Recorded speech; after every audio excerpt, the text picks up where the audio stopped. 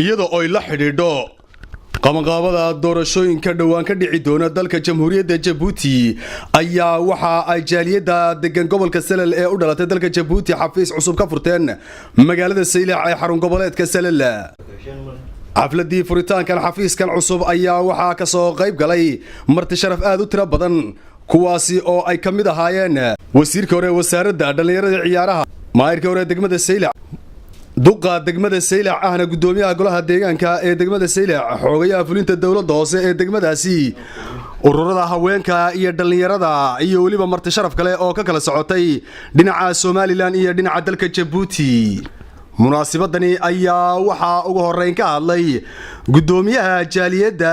Djibouti ee degan gobolka Salal mudane Ciise Cawaala Daahir. waxa maanta sharafnimo dhamaan innaga oo ku midaysan xafladani haween siyaasiyiin odayaal dhalinyaro ku midaysan xafladan Djibouti inaynu maanta halkan ku qabanno waa wax weyn waa walaalaheen inaan taageerno waa wax waajib nagu ah maadaama gurmadka kaliya maanta aan leenahay markay inaga xumaato waa Djibouti haddaan halkan xafiiska jaaliyada ee Djibouti xafiiskan u furnay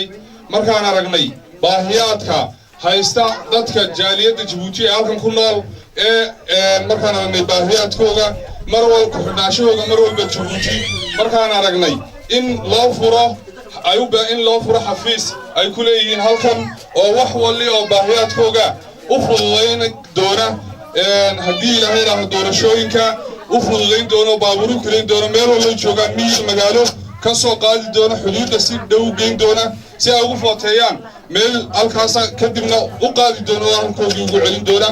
hawlahaas markaa ayaan aragnay aan sida qaadan xafiiskan u furnay haddii ilaahay raaxo hawlahaas aan ka sii shaqeyn doonaa maantana xafladda furitaanka waxaan leeyahay madaxweyne Ismaaciil Cumar Geele ha noolaado madaxweynaha Jamhuuriyadda Somaliland ha noolaado sidoo kale waxa iyaguna halkaasi hadallo kooban ka soo jeediyay maayirka hore degmada Saylac mudane Maxamed Cumar Xaddi iyo wasiirka hore ciyaaraha mudane Cabdi Saciid Faahiye. waxaa meesha maanta aan isugu nimid inaanu taageero buuxa taageero mugle aanu u jeedino Ismaaciil Cumar Geele oo waxyaalo badan ama gobolka Salal haddii la yiraahdo gobol waxyaalo badan weeyaan laga soo bilaabo markii gobol ahaan lagu magacaabay inuu gobolka Salal uu gobol noqdo taageero mugle ayuu ka bixiyay haddii aynu eegno soo dhawaan caleema saaridii ugaaska Ciisaha taageero mugle uu ka baxshay haddii aynu eegno markii wadooyinka la sameynayay ee cidhiidhiga galay ee baddu dhinac walba laga xidhay waa kii cagafyada noo keenay waxaanu kaloo ku soo aanu u tiraynaa maantana aan ka codsanaynaa Ismaaciil Cumar Geele ama dawladda Djibouti ba ka codsanaynaa in ay wax nagala qabato badii oo wali noo haysa weerar xoog waxaanu doonaynaa in wax nalaga qabto dekada iyo badaba intaba inay wax nagala qabtaan baan doonaynaa oo shacbiga reer Saylac ay diyaar u yihiin reer Saylac waxay diyaar u yihiin inaad mar la afaraad iyo mar shanaad baad ku soo noqotay madaxnimada Djibouti oo sidaa maaha sidaa loo sheegay xafladda maanta aynu isugu nimidnay ee aan ku dabaal degaysa gobolka Salal nasiib wanaag aan u yeeshay aniguna inaan maanta idinkala qayb qaato waxa weeyaan taageerada madaxweynaha Jamhuuriyadda Djibouti Ismaaciil Cumar Geele sidii mar shanaad loo dooran lahaa ama afraad loo dooran lahaa in gobolka Salal taageersan yahay xafladda maanta aan nasiib wanaag aniguna aan u yeeshay inaan kala soo qayb galo madaxweynihiina qaaliga ah waa taageersanahay soo maaha guud ahaan Soomaaliland waa taageersanahay soo maaha madaxweynaha Djibouti Ismaaciil Cumar Geele boqolkiiba boqol baan jecelahay haddaan nahay gobolka Salal guud ahaan Jamhuuriyadda Somaliland waayo xiriir wanaagsan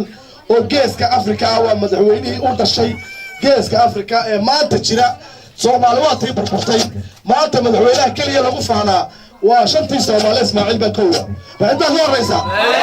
وانت مركز اسكو شاقنو سومالي واتي بربطي دولتي عمروة تعالوا اسكتاقي كاري لا سومالي لا ولي وطال اعتراف كان هلين كل كشلات إثيوبيان بس جوغانو والله سيحكما دولة حرتي ما تو جيبوتي oo Soomaaliya iyo magaca tirtaan inaad ku ilaalisaan madaxweynihiinta oo lagu doorto lagu karaameeyo waa waajib iyagana reer Jabuuti waxaan leeyahay madaxweynihiina doorta inta walaalihiin sidaa yihiin nin kale idinkama saari karayo Ismaaciil Alhayni wassalaamu calaykum waraxmatullaahi wabarakaatuh waxaa kaloo iyaguna halkaasi ka hadlay qaar ka mid ah ururada haweenka ee degmada Saylac halka waxaan ka taageeraynaa maanta jaaliyadii Jabuuti baa laga furay xafiiska gobolka Sanaag waxaan taageeraynaa waxaan leenahay roojil oo noo joog baan leenahay hadal ma hortay baa la dhameeyay anigu hadalka sii badin maayo laakiin waxaan sheegayaa inaan nahay dad ka mid ah dadka reer Jabuuti aniga oo ku hadlaya magacayga gaarka ah Muumina Cabdiraxmaan iyo magaca ururka Ilays oo xafladda ku soo agaasimay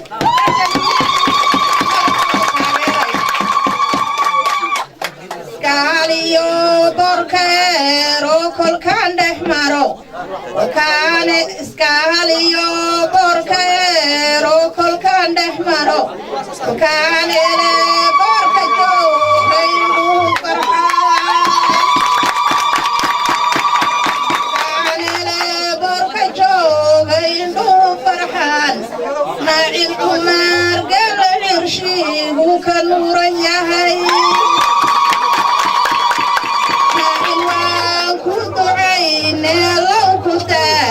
إسماعيل وكنت عيني لو كنت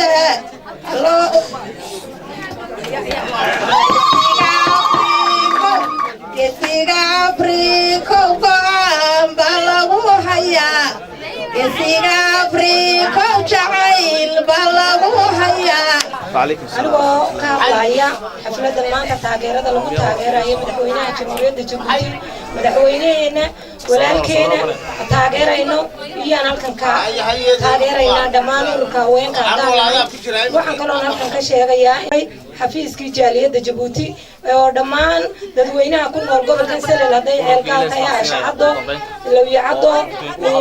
tufashi ilama xariirad Cabdulqaadir eeriyada dadka degan ee reer Jabuuti oo dhan laga diiwaan galinayo si ay doorashada loogu fudaydiyo kaar footaaga sidii ay leeyihiin sheegaynaa oo nagooysiinaynaa walaalaha reer Jabuuti haday feedhoweyn degan yihiin haday waraabo degan yihiin haday baadiyaha ceelkaal degan yihiin inay halkani loo fudaydinayo qof kasta kaarkiisiina uu keeno si loogu fudaydiyo isku diiwaan geliyo kaar footaagina loogu soo qaado marka waa taageero weyn oo hayna madaxweynaha iyaga jamhuuriyadda Jabuuti oo ku taageerayno dadka reer Jabuutina waxaan leenahay walaal inuu macaan yahay ninkii madiya ahaabaa dadka reer Jabuuti ma ogidin maanta annagu dadka oo degan baanahay aad baan uga qiiraysanahay marka la yiraahdo maanta macaalid Jabuuti yaa jira halkaad u socotiin lama garanayo halkaad ka socotiin lama garanayo qofka wax doonaya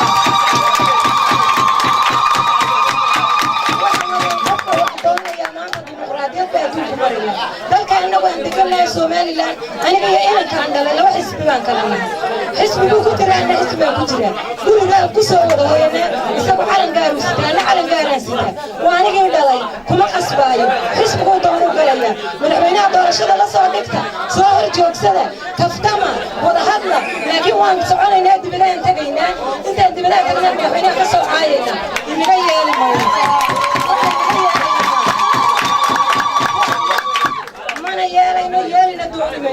annagu waxaan taageeraynaa gobolka Sanaag gobolka Awdal oo Somaliland oo dhan waxaan taageeraynaa madaxweynaha Ismaaciil wad iyo gaba u beeran ka celinayna cimrigiisu intuu jirana noo haybaan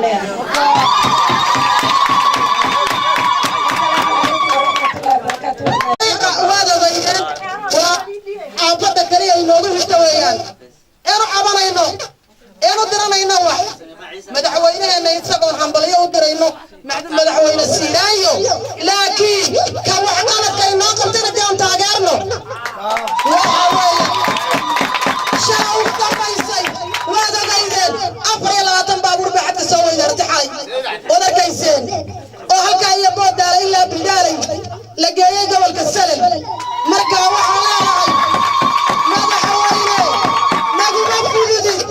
حلك دقي مايسي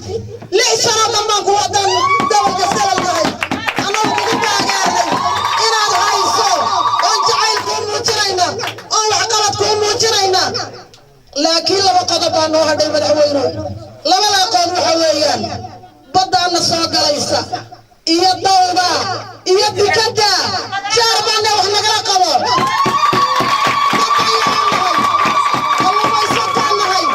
مشاريع ماليين مركا حبتك المكان كأنه مالك يبقى سنة ما هيصلوا مالك يبقى سنة ما هيصلوا وعوي المدحوين وعوي المناطق تسبح ذا قدمنا وحي أنه قبل كرتو على دي درس ودراتي وبتيكو بحي تعلموا قبا هذا النوحيك هذا باهي ذا يدكون موقتا ديما الهوية سبح ذا قدمنا وحنا قبا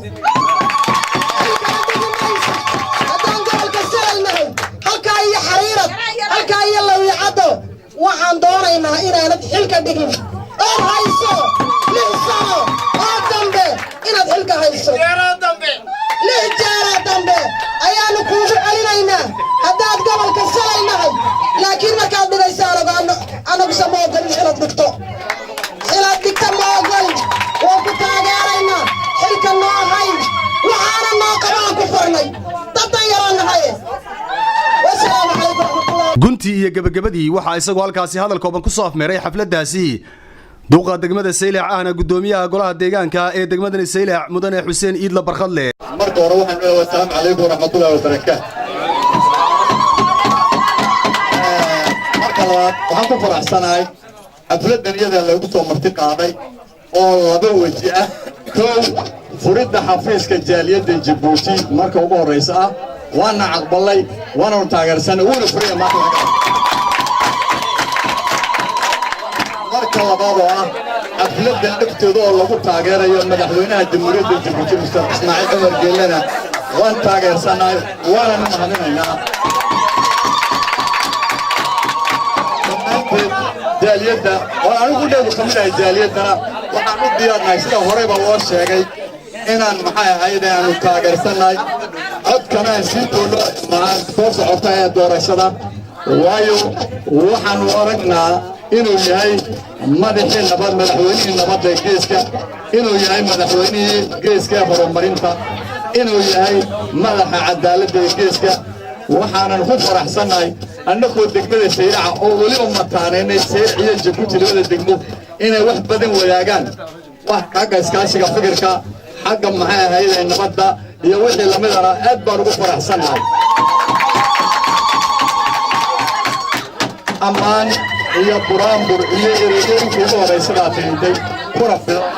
waxaan ku faraxsanahay inay halkan maanta nidaamka jira ee dadka jaaliyaddu iska diiwaan geliyaan si ay iskugu diyaariyaan foodka ka dhici doona Djibouti lagu doonin doono madaxweynaha Ismaaciil Cumar Geelana waan taageersanahay cidda ugu horeysa diiwaan gelinaysa aniga weeyaan السلام عليكم ورحمة الله